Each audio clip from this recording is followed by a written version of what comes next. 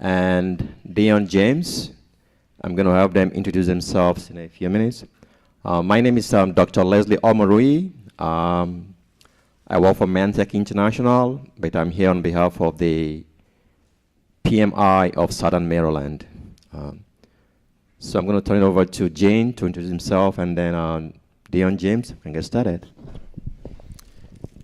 Good afternoon. I just had to check. It's been a long day. I think most of you have unfortunately had the luxury of hearing me speak most of the day. Eugene Powell, Prince George's County Deputy CIO. Hello, everyone. Can you all hear me? Hi, my name is Dion James. I am a professional cloud architect that works for Google Cloud Public Sector. I am a resident of Prince George's County, so thank you all for having me here today to speak with you all. And I have 10 years of work experience in technology. My background stems in cybersecurity, and as well as network technology, and I am now a AI ambassador for Google Public Sector. Thank you very much for that. So we have some questions that we generated. I think the very first question we have is, how can artificial intelligence contribute to the development of small cities? And what are the key elements and challenges associated with AI implementation in urban environments? So I'm going to go ahead and answer a question with a question. So audience, when you hear smart city, what does that mean to you? Anybody? Renovated city? City that's technologically advanced? Innovation, what was that? Public transportation. All of the above. That incorporates innovation in every single public service sector of its offerings. A city that integrates innovation in all facets of the government. Okay. Utilizing resources, all of the above. Yeah, all of the above, utilizing resources efficiently, yes.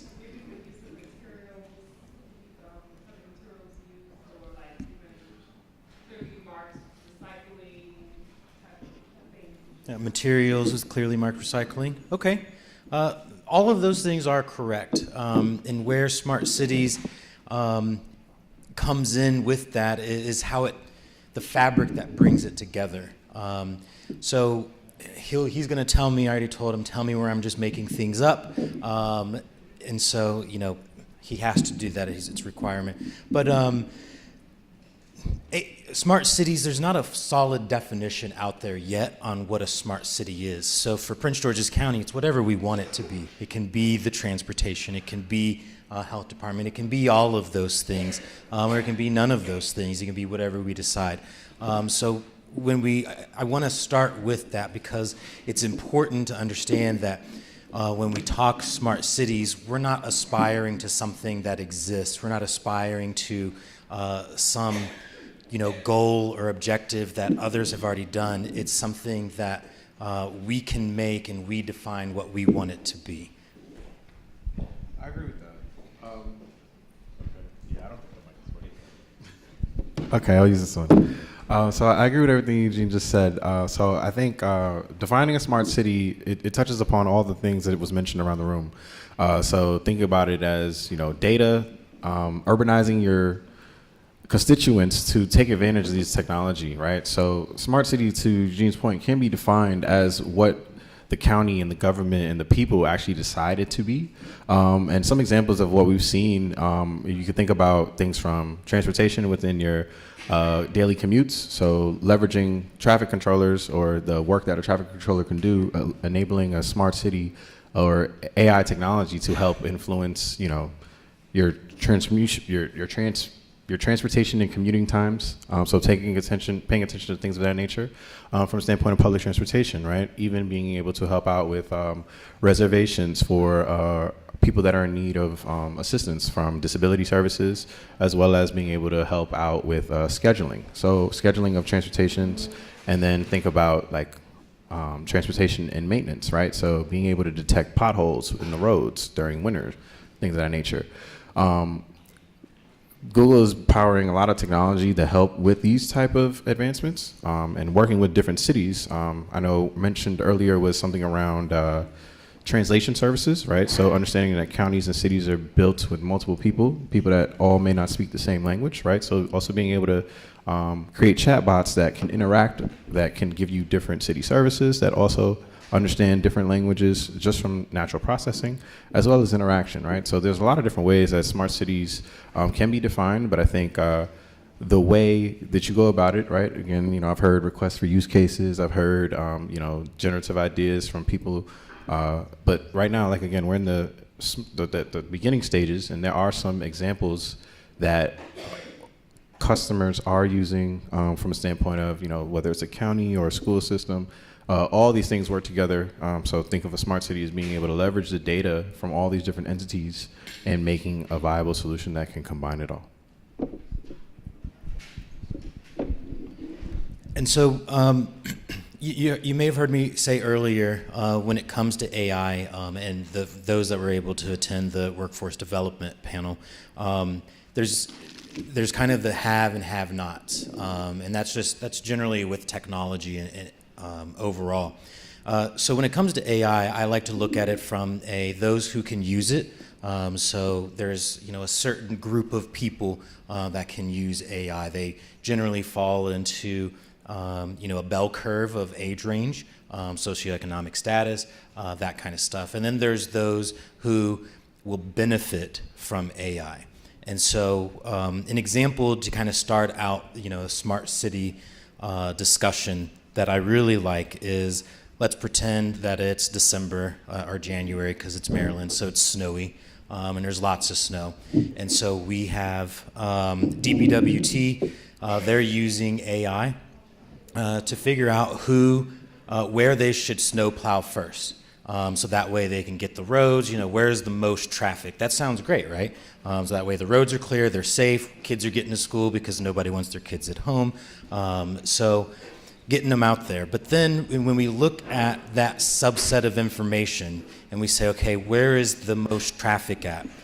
Well, now we've automatically isolated a subset of our community, because if they're lower economic status or underserved or underprivileged, they're not going to have that traffic pattern in their neighborhood because they can't afford a car or because they take the bus. So now, if we just used one data set to plow that road and to increase efficiency, we've now just snowed in a whole community and essentially discriminated against them. So that's why it's important when we talk about smart cities that we look beyond what we're trying to do, and we have to also identify what we don't want to do, because it's very easy with data sets like this to discriminate or isolate a community or a group of people in that way. So, how do you include such marginalized segments of the society? I said, how do you, we're talking about inclusivity, right? How do you incorporate marginalized segments of society when you're using AI, given the challenges that Jean just alluded to? What tools are there within AI to make sure that such marginalization does not increase with the use of AI? I'll just use this one. We could try to troubleshoot this one in the process, or is it just me? But that one? Oh, okay. The question was around inclusivity and how do we make sure we're not further exacerbating the gap of marginalized people utilizing AI in smart cities. I think one way to address that is understanding that AI is an adaptive technology, right? So it isn't a one use case or one size shoe fits all. So understanding that technology is supposed to be met with the user, right? So understanding for a smart city, we can look at it from a standpoint of two ways. You can look at it from interaction on a personal level, or you can look at it from like a organizational county legislative level, right? And I think there has to be a coming almost a realization or almost a restructuring, if you will, where we look at how we make decisions based off of the data that we have, because the data that exists today is based off of the past. And the past oftentimes is going to reveal to us that there is bias in the data. There's data that is sometimes skewed in a way where if we look at it today, we may then point out some of the inaccuracies or some of the trends that we see. So understanding that, we have to have people that that are reviewing the data always, right? So the process, human in the loop, and reviewing the feedback from the data, but then also testing, right? I think from the standpoint of that adaptation and how adaptive technology is, you're not gonna have everybody that understands and speaks the same way. So you're gonna have to test things a lot in order to understand if the solution is viable, and creating success criteria of what we wanna leverage for giving these projects the green light, right? So I think today everything is still in the ideation phase, but we're understanding the capabilities, and we're also understanding kind of some of the shortcomings that we've seen today in society. So I think leveraging some of the data sets that we can take to modernize everything and then power it through intelligence, I think is a way we can abridge that some of those gaps within the disparities we see amongst inclusion. And so, again, I'll hit on one of the things that we have here, why we chose this facility. This is clearly a marginalized community because there's no cell service here. So, right now, if we were to have an emergency, we would have to go outside to call 911. That's probably true for these people that live in these homes right behind us. And I don't think that's where we want to be as a county. And so I know this is not a county, we didn't create this. So how do we bring those organizations into the county to address and fix this problem? And so like I mentioned earlier, OIT, we are doing that, but we also need all the agencies across the county to help us identify that, help us understand where those marginalized communities are. But most importantly, I lost my train of thought. 1 second. Yeah, it's gone. There's a question in the back, yeah. Piggybacking on what you were talking about, so with all of these new innovative technologies, how do we ensure that we don't have these blind spots, right? Because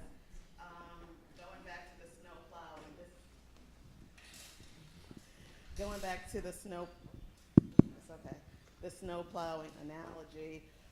If this is a new technology that we have decided to embark upon, we don't realize or we don't know yet what the blind spots are. So how do we account for that? Or is there AI that we can put that into like something and it spits out and say, hey, these are all of the blind spots you could potentially have? Yeah. That's a great point. I'll double down on what Dion said, where you've got to do that testing, and so for that use case, I think we can look and see what exactly is being plowed, and then take a look back and see what's not being plowed, and look at that data set and understand if we just marginalize somebody. I don't know if you have any comments on that. Yeah, if I had one comment to say, it would be, I think creating baselines is very important, right, to understand where your blind spots are. So you have to understand where you're starting from, right? And when you leverage AI technologies, it may not necessarily always have a place, but even if there is a gap, depending on the model you're using or what type of interaction you're having with AI, right, you can essentially ask what are you missing, right? Or what can you do? What are the capabilities of the solution that you just built, or find out those shortcomings from the data that already exist. And then from there, you can leverage that to then either ideate around, okay, this, like to that analogy, right? If there's a street data, right? Street data sets, a lot of data sets are public in terms of like government information. So if we take something like snow plowing, 311, all those type of services, we could potentially visualize that by leveraging the data, power intelligence, business intelligence tools to visualize that, and then like leveraging map technology as well. You have a lot of different systems that you can combine in order to create a overarching solution that does cover what you want. But I think baselines would be the first way to start to address kind of what your status quo is, and then ways you can improve, and then you can assess whether these technologies are either benefiting or detracting.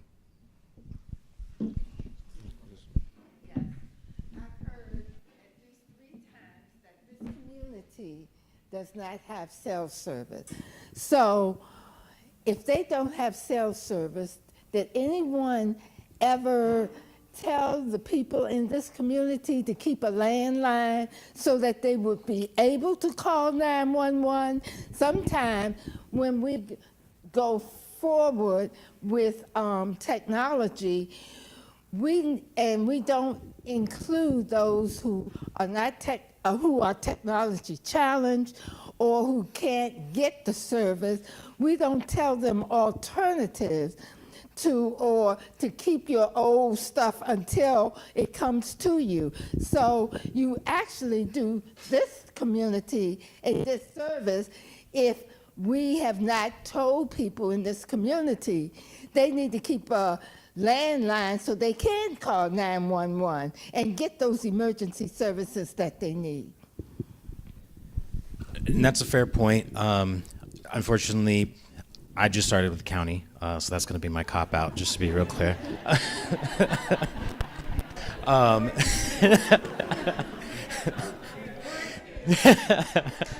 But I think, that's where, again, we rely on a lot of agencies to help us understand that. The way this project started for OIT was when I started. I don't know if he's in here, but the fire department reached out and said, hey, one of our fire stations doesn't have service. So we looked into that and found out it was another fire station. Then we heard, well, it was a police station. And so then we, like I said, we brought the carrier in, addressed it, and so they've agreed to put in 12 new sites within the county this year. So that's the progress that we're trying to make. I don't have the locations of those sites just yet, but we have made that progress.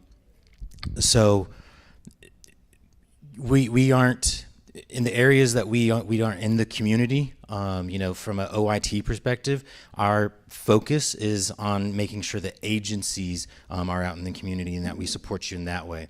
And so when your agencies, whether you're out doing an inspection or anything, if you pass that on to us, then we can take that data, bring it up, but we just don't have the resources to drive the county and figure out, exactly what's going on where. So it's going to take all of us to remediate something like this.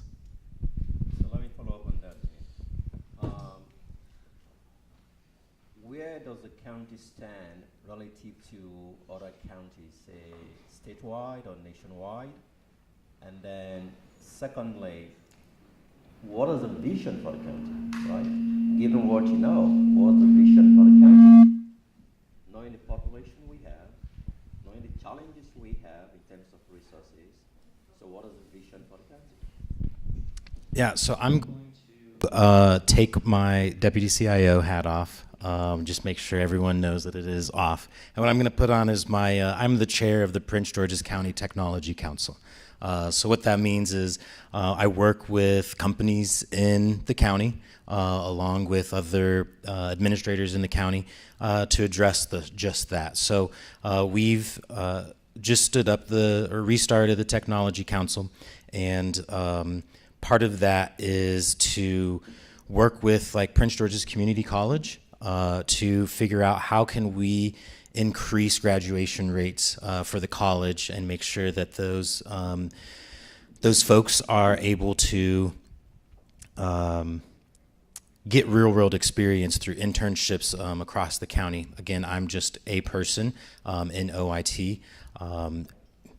No, right now I'm a citizen who happens to chair a technology committee, excuse me. So we're working with, like I said, the community college, with other businesses in the county to identify opportunities and ways for us to become the premier county for digital innovation as well as artificial intelligence. So our goal is to have, to be the major, from a technology council perspective, our goal is to be one of the major hubs where an AI workforce is coming from. And so a lot of things, there's a lot of great people that have partnered up with the Technology Council that are going to do their best to help make that a reality between the public school systems, the community college, in all the local businesses and other organizations here. We've got Microsoft who's backing the county from an OIT perspective to help do some of that as well. And then as far as where do we stand, the county, compared to other counties in the state? Well, clearly we're number one. So just to be, you know,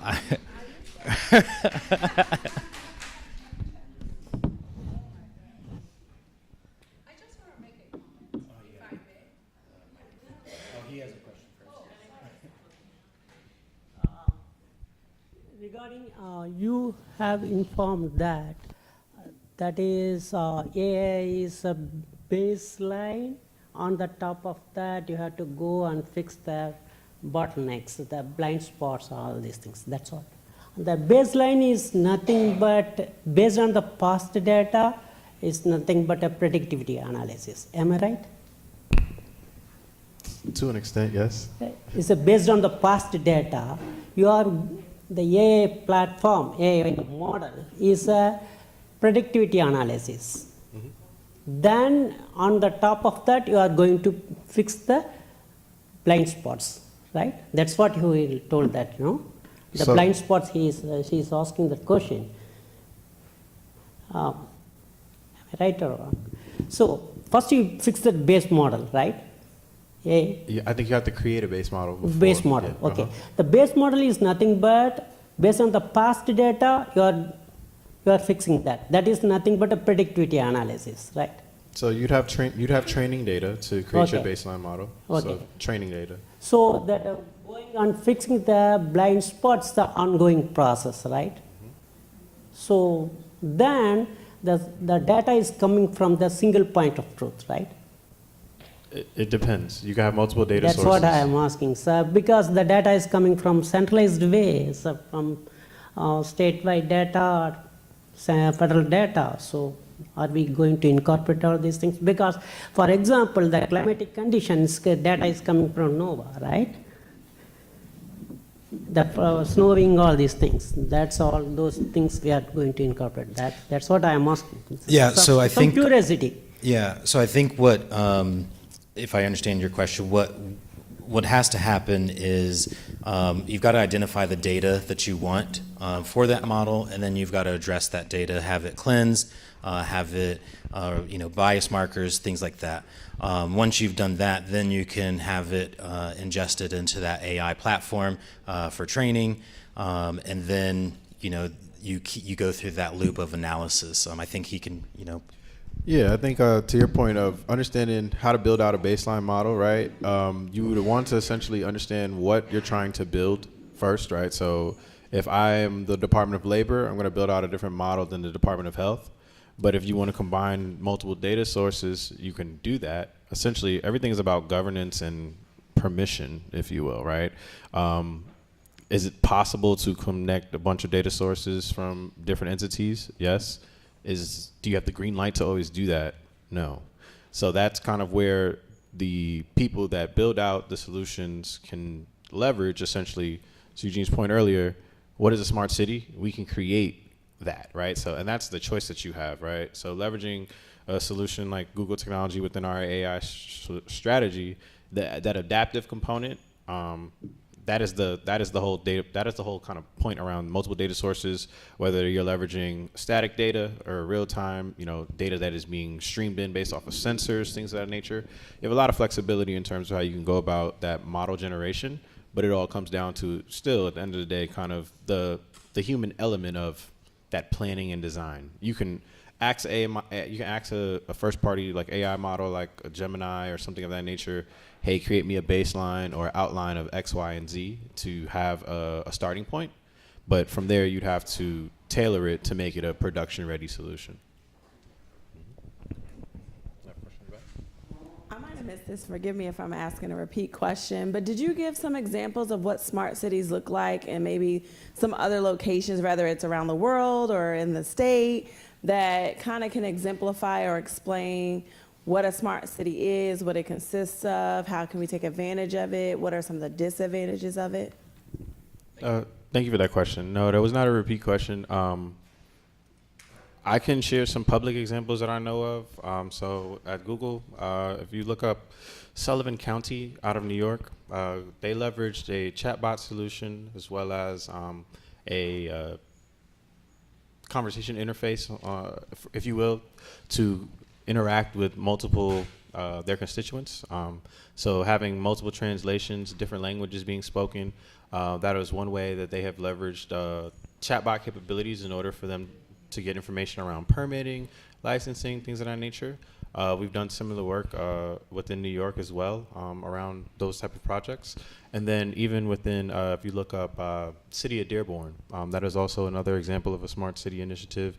We're essentially taking data from different agencies in order to build out a solution where you can leverage a person, essentially. So think of like a individual that has, like I show up, my name is Dion James, but I have multiple profiles within a bunch of different entities. So think of that as a solution, being able to leverage that from a citizen perspective. So like I can take my citizen data and leverage that for, me doing things within the county or the city or the state.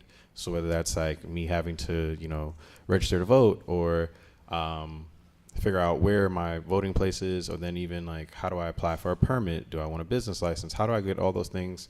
You can build out solutions like that. And then also if we start talking about like transportation services or how do we get around from a public servant perspective, think about like, the metro access, ride shares, those type of solutions are being embedded around sensors between transportation divisions. So think of like riding the metro, going from station to station, but you need a delivery but you need to be delivered from the station to your house, and you need the reservation pickup time, things of that nature. A lot of solutions are being built out with different cities and states across the country, leveraging all those different components. So building out a smart city solution can really be something as, what I think of like legacy, like the Jetsons, if you will, leveraging street lights and being able to talk to all these different components. That's one way to go about it. But from the actuality standpoint, we're seeing a lot of chatbots being leveraged, language translation being used, as well as even learning assistance in terms of, how do we help people understand these different things that aren't necessarily easy to understand, like tax codes, for example. So there's a lot of different examples that are being seen out in the country and as well as the world with these use cases. Where I've generally seen a lot of examples for smart city is the West Coast and Europe. So on the West Coast side, and we have some of this technology here. So for those of you, does anybody know what Blue Cruise is? No. So everyone knows what autopilot in Tesla is, though, right? Okay. So so each major manufacturer, they have an equivalent of that, but it's actually fed via satellite system with sensors in the county and things like that. And so every day, whether you know it or not, our Beltway is Blue Cruise enabled. That's Ford's technology. I drive a Ford. And so that is leveraged in our county already you hit the button, you can take your hands off the steering wheel, and that's what it's meant to do. There's a camera watching you to make sure you're still looking. And on the Beltway, your car is driving you, and then it's through different roads. I know it goes up 95 as well. So that's an example where not only the state and the county, we can expand access like that, not necessarily for all of us in this room, but for public transportation. So the bus system, increase more efficiency, because if we have a bus driver shortage and we can have autonomous driving, then we've got more access for people and that kind of thing. So that's another area. Metro, like he said, trains are becoming more and more autonomous. I know there was a story maybe earlier this year that D.C., they're getting ready to go back to their autonomous trains after a couple of years because of the incident that they had. But there's other things that can be used that you're using right now. If you used Waze or Maps, that's using AI to get you here in the fastest route. So again, it's really what's important to us as a county to make a smart city. Is it to have the autonomous driving to be the Jetsons, or is it 311, making things more efficient for our citizens, for them to do their daily activities. And I think that's the question that all of us have to ask, and then determine the use case and move forward with that. Gene, one thing that comes to mind, I mean, I live in this county, and I have young kids in school. And one of the issues I run into almost periodically is the issue of school bus system, right? Either the bus is late, or the bus doesn't come, Are there any practical applications of AI to resolve such issues? And so this is a good example. So it's not specifically AI. Everybody knows what an AirTag is. That you can get for Apple. You can track your stuff. We can do essentially the same thing. Put it in the buses, and then just have that analysis on an app, so you can see. So your kids aren't standing out in the snow. You're not standing out in the snow or rain with them. So that's stuff that we can do today that doesn't require AI. That just requires a little bit of equipment and a wireless connection. I don't know if you have thoughts on that. What about natural disasters, public health crises, and also of concern to many people I talk to in the county, crime reduction?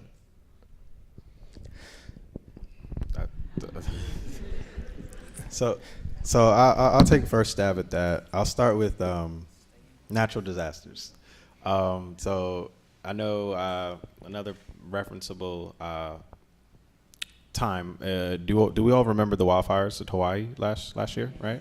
So that made major news, right, in terms of how the fires devastated the communication systems on the island. Leveraging chatbot technologies powered by AI.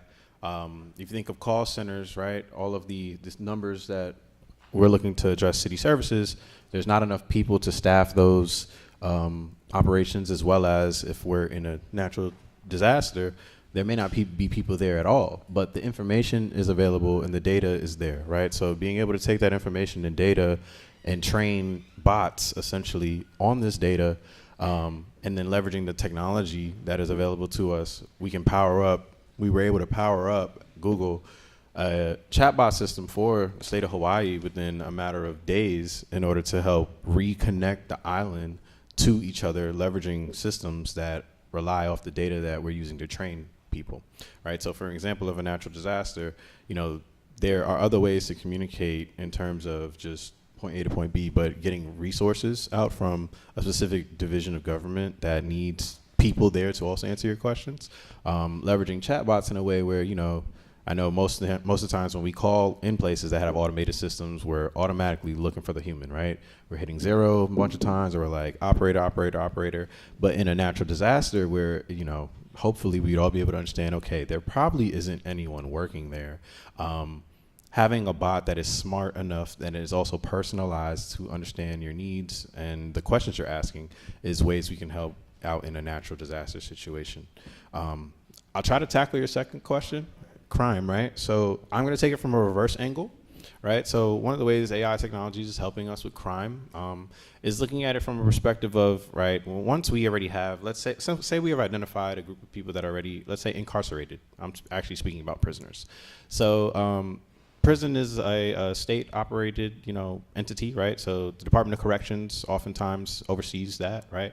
And one of the ways that we can leverage AI technologies to help reduce crime is learning assistance while prisoners are actually incarcerated, and being able to leverage Google technologies such as Google Workspace in terms of like collaborative efforts. So being able to speak and keep things secure within the data sets that they're actually viewing because of the compliances that all these products have to fall under is a way that we could leverage that, so that essentially there's solutions that can be built to encompass all the data. So like the crime, did this person have a job? Did this person graduate?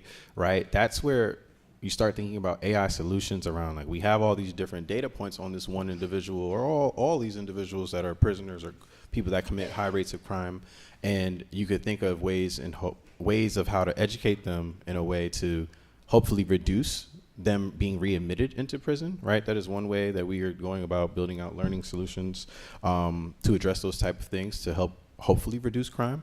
But if Eugene, you have any other thoughts there, I'll let you chime in. So I remembered what I was going to say earlier that I had forgot.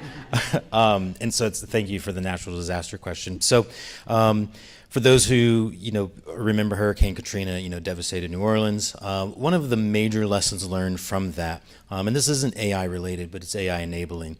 When that disaster took place, that entire city, that community, they had no way to communicate. So there was no way for people to call 911, and there was no way for 911 or life safety services to get where they needed to go, let alone communicate with themselves.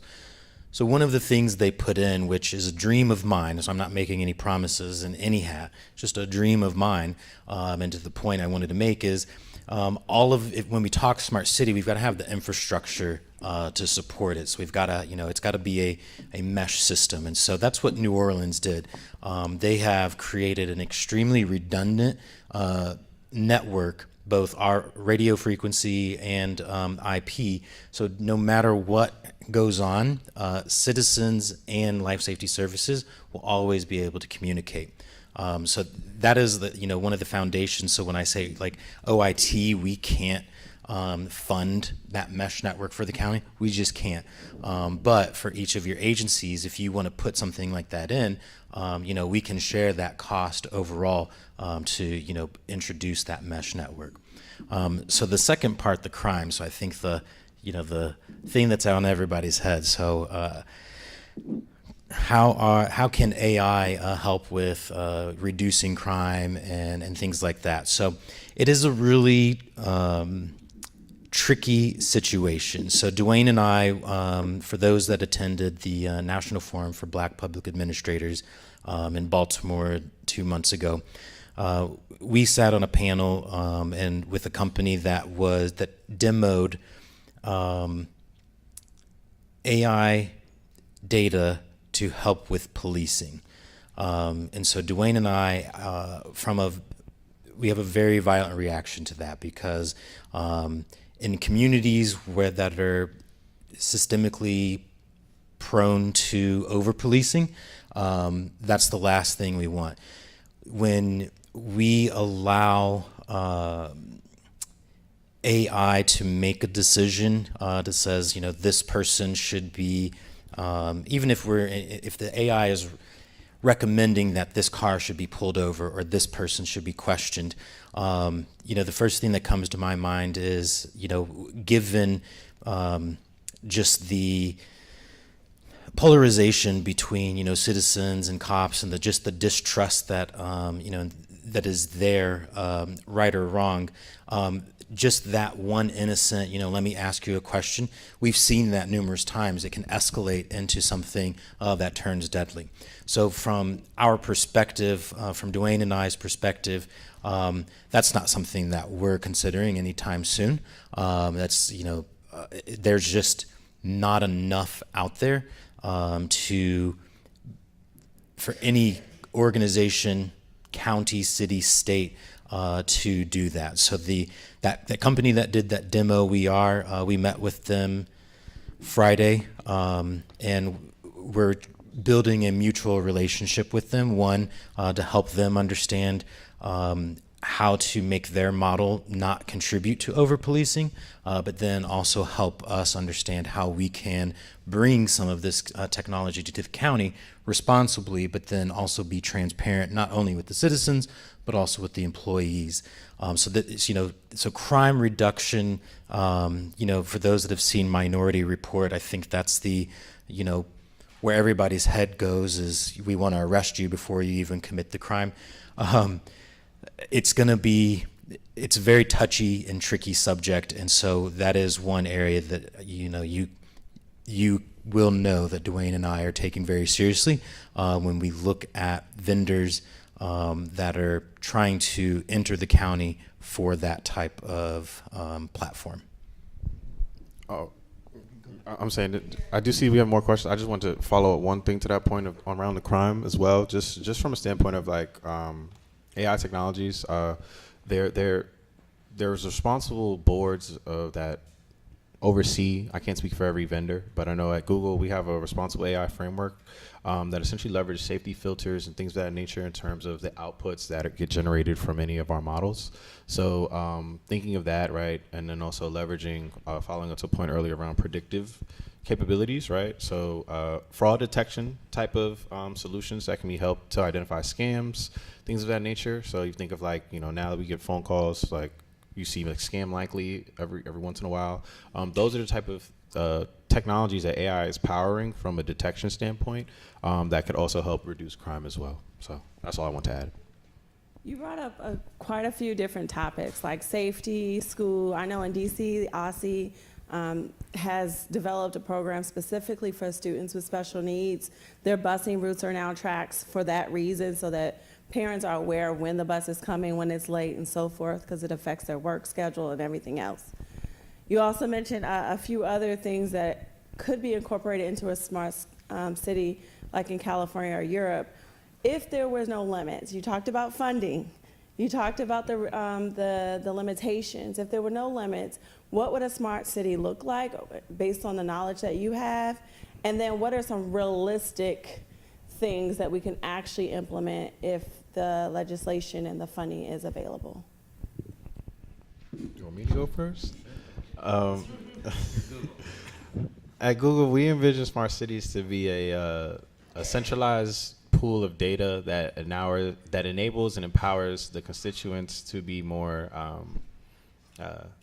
adapt to technology, right? So if you had no funding limitations, you can think of everything that data tells a story of. And if you had a smart city, you could think of everything from, you know, solar panels powering the city to, you know, that controlling the street lights, to that controlling everything that then talks about like sustainability efforts. So there'd be a bunch of pillars that a smart city would encompass, right? Communication, sustainability, future proofing, the infrastructure, all of those things would come into play. And if you had no limitations, I mean, it could get really granular in terms of how smart you can enable these things, from the devices that we have inside of our houses to the automation that, you know, can power our cars, to the traffic lights and things that we interact with on our daily commutes, as well as like the scheduling and the routes from a navigation standpoint of how we even get around. There's a multitude of ways, without getting like technicals, where my brain is going right now, I'm trying to think of just like how to communicate that to you all. The element of, if you have a question for something, right, it's not gonna require another department or another transfer call to get an answer.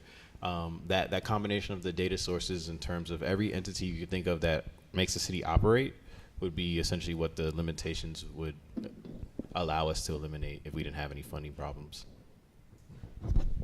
I think from a city perspective, everything's on time because you know, it's communicating with you as a person and telling you if you leave by this time, you will make this train, this bus, maybe even these lights because they are configured for route optimization. The other piece I think is, you know, everything is almost readily available. So you have you end up having a digital government. So, you know, I know we just left the workforce development panel, so not getting rid of anybody, but making it to where the things that citizens do every single day, filing for permits, you know, calling for trash to be picked up, hey, why is this pothole? All of that goes away because it's automated. As soon as you put in 311, boom, you know, a little bot like your Roomba goes out, drops some asphalt in the pothole, and, you know, it's good to go. There's trash on the side of the road, another Roomba goes out and grabs it. And so, you know, it's really, I think, about just efficiency and from a citizen standpoint, just freeing up time not only for citizens to enjoy life, but also employees, and then maybe even, you know, not to get too much into like green initiatives, but if the the county or that city becomes efficient enough to where public transportation, now we can start reducing vehicles, and now we don't have as much traffic, that kind of thing. So I think, as cities grow, you're seeing more where they don't allow cars in there. They want them to be walkable, stuff like that. But I think, smart cities will be able to help us in that realm. If the transportation system were more reliable and possibly safer, there's no reason not to take it. Other questions? We got one over here. Hi, can you all hear me? Yes. So I attended a conference last year for AI in law, and essentially just think employee law. I work in HR. And there's two takeaways for me that pretty much I learned there. The first one was every lawyer in there was just terrified of this technology, right? And the second thing was that privacy, like privacy, right? They're looking for, and this is throughout the country, I could even say the Western countries, where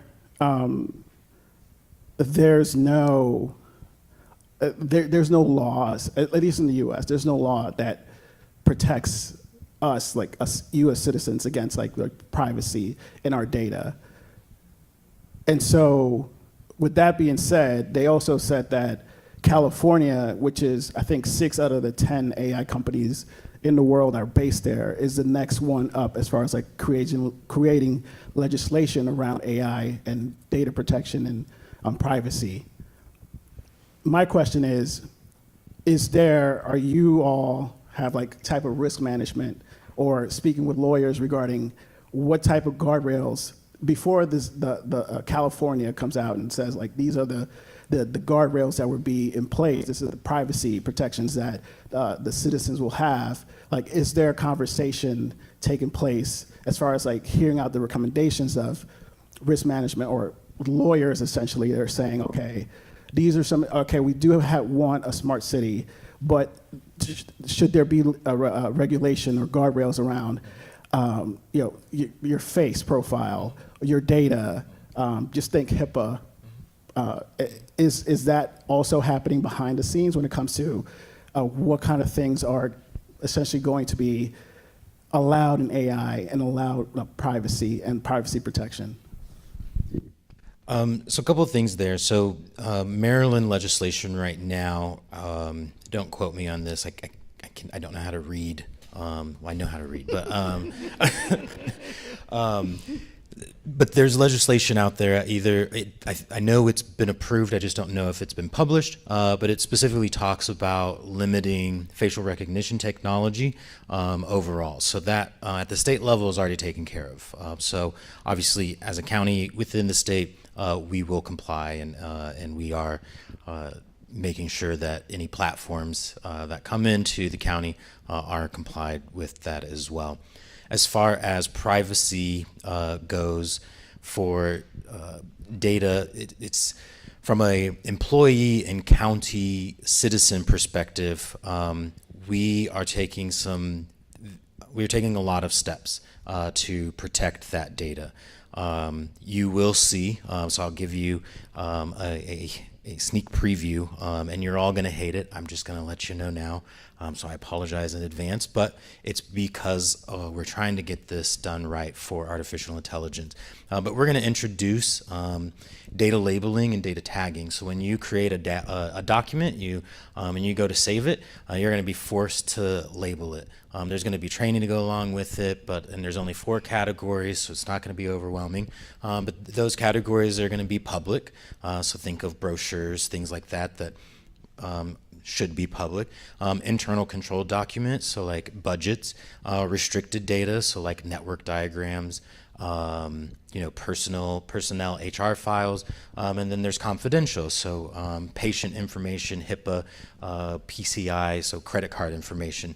And the reason that we're doing that, from a privacy perspective, is to make sure that when the county does turn allow access back to AI, that it's very clear to you that this document should not be ingested into this platform because we don't want you to get in trouble.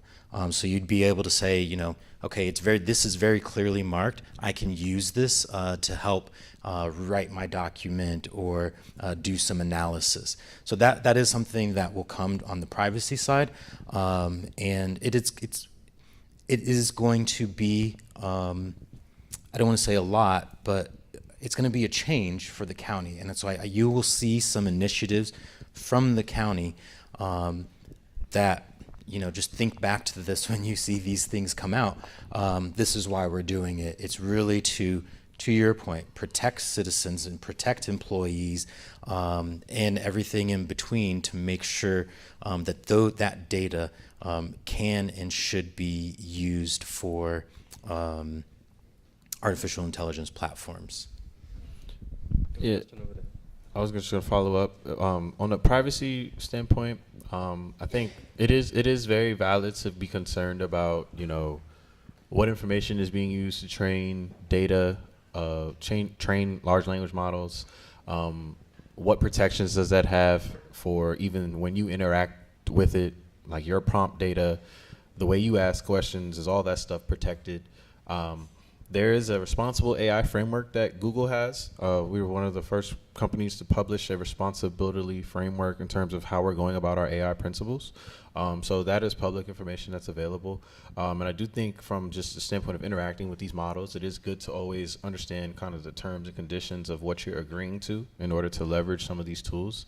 But from the standpoint of like privacy concerns and things of that nature, we do have to abide by all of the legislative compliances that do exist, from you're saying, you mentioned some of it doesn't exist. I do think that there are some gaps in the technology as it's being developed that we will have to, leverage like government affairs and those type of entities within at least corporate structures in order to, make sure that we are cooperating with our governments, making sure that these tools are safe, and also that the right protections are in place to keep these tools afloat and not, damage any reputation or cause any type of issues for the people that interact with them. And one thing, I didn't answer the second part of your question, so very quickly. So from the, working with lawyers and the risks and trying to find the guide rails or guardrails. So one thing Dwayne and I have done, the city of San Jose, I know it's San something, but I'm pretty sure it's San Jose. They have started a forum or conference for any city or any municipality to join from a like AI task force type thing. And so they've got their best people, and so we meet with them, and they are moving at light speed with artificial intelligence, but they've been working to put their frameworks in place for quite a while. So what they've specifically done is opened it up so that way others like us can learn from them and catch up, if not get ahead. The other piece that goes along with that is anytime a vendor comes in, for some of you may know, we have our application security survey. And so it's a lot of questions, and we are very intrusive to those vendors to understand every single thing. Even before AI, we were looking to make sure that we understood how, as a third party, they're protecting your data, either as an employee or as a citizen.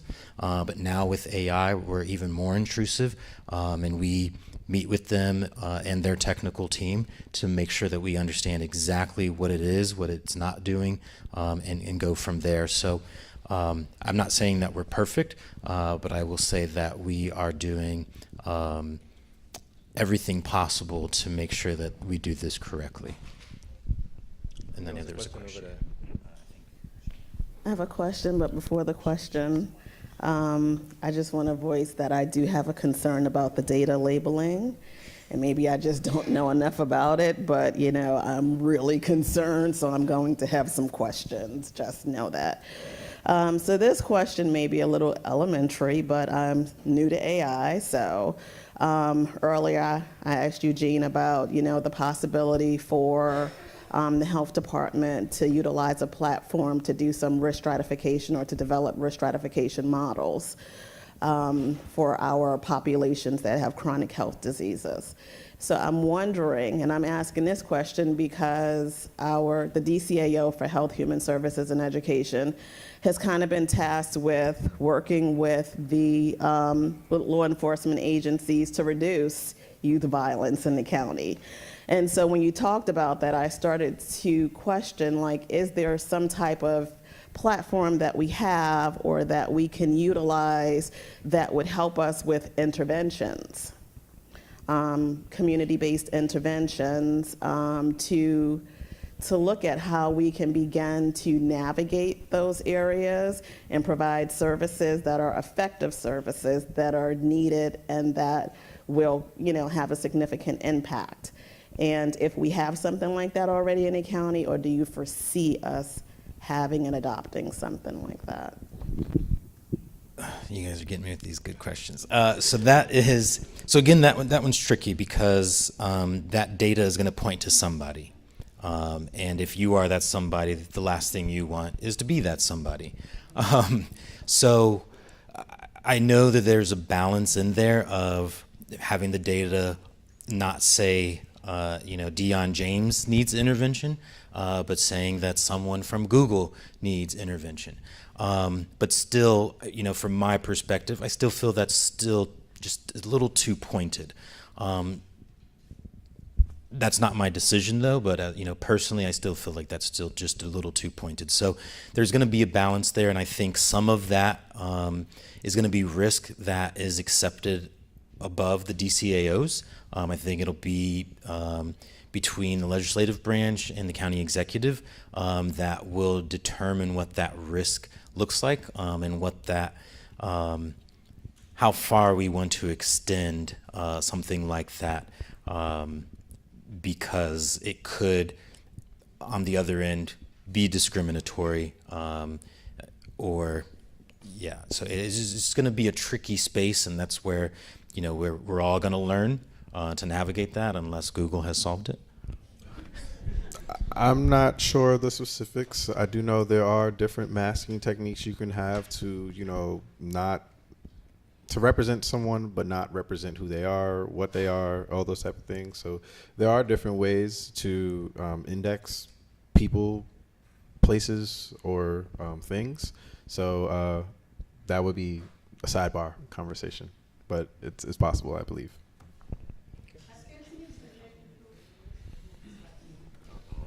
I think there was a question there. Who has the microphone? Again, my name is Charlene Young. I'm with the Prince George's County Health Department. In reference to the 4 categories, you said that confidential documents and other documents.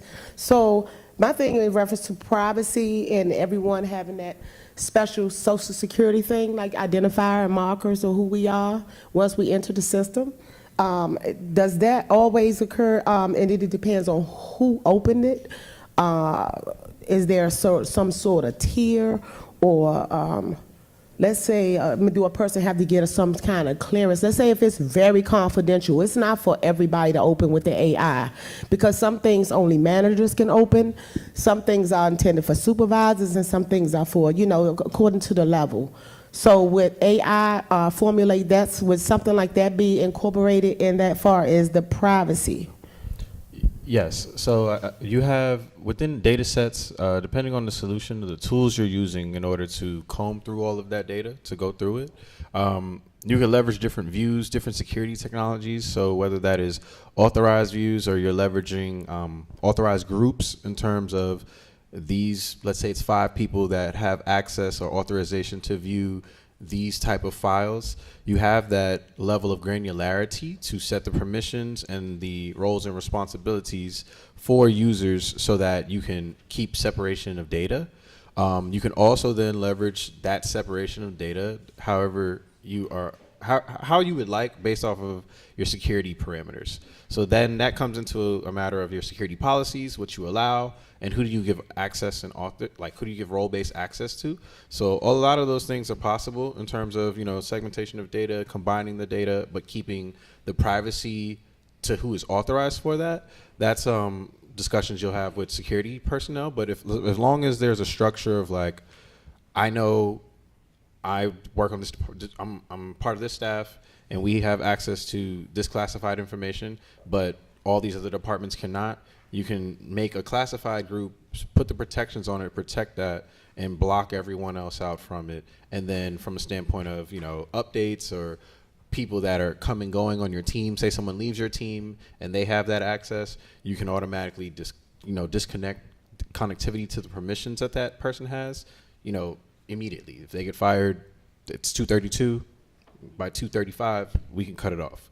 So, there are ways to go about that. It's just a matter of having it defined, and then, we can put it into play. I think we have room for one more question. Are you going to go in? Yeah. And just real quick, from a county perspective, just so everyone's aware, so we will not, from an OIT, we don't tell you what permissions your agency will have. That's up to your director. So they will inform us, and we will put those security groups in place. So that way, because we're not experts on your data, we don't know who needs access to it and who doesn't. So your directors, your leadership will coordinate with us, and then we'll go from there. And then just to be clear, the one thing that AI cannot do, but that I can, is throw Crystal Queen under the bus.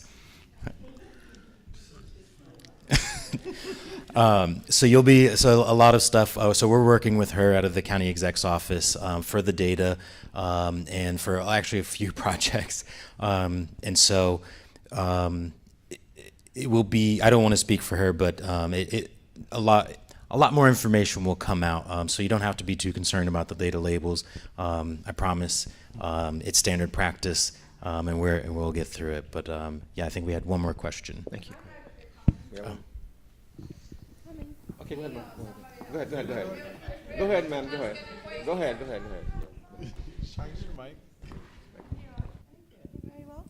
I just want to piggyback on something you said about being able to identify individuals, with the AI. I just want to take you guys back to some projects we did a long time ago. We were trying to train the police department to sensitize them to how they deal with individuals with mental health, including disability, because we did not like the way they treated the clients. They would treat them like criminals. But this individual is having an episode, mental health, schizophrenia, and all of that. So we wanted a situation whereby the police people, the individuals will be trained. When they get a call from specific homes, they know who lives in that home that has a tendency to have, go into a crisis. And when they showed up, they got a call from there, they showed up, they would be able to manage it properly, with humanity, and not try to treat them as if they have a control over what is happening to them. They don't. So in that case, if AI is utilized to identify those homes, I think it would be very, very helpful without, exposing other people to undue, should I say, harassment or poor treatment. Thank you. And so again, that's where that's going to be AI enabled, because that's taking data in, marking that property as special consideration. That's something that we can do now. It's just again having a conversation with OIT on what that looks like, what that feels like, and then all parties coming together. But yeah, and definitely AI enabled, and a great point. Yeah. I was going to say, I think following up to that, like there was a mention of blind spots earlier, right? Like that's combinations of data, because you have to work cross department in order to get that information visible to the police and to the people who also know who live at the house, right? So I think everything is possible, right? To the first point that Eugene made of what is a smart city, what does AI enabled look like? That's a point of combining those data sources to make that happen. But I think that's a great initiative and talking point to stir discussions for sure. Thank you, Dion, and thank you, Jane, and thanks everyone for coming to this session. And that brings our session to a conclusion. Thank you, and have a wonderful day. Thanks, everyone. Thank you.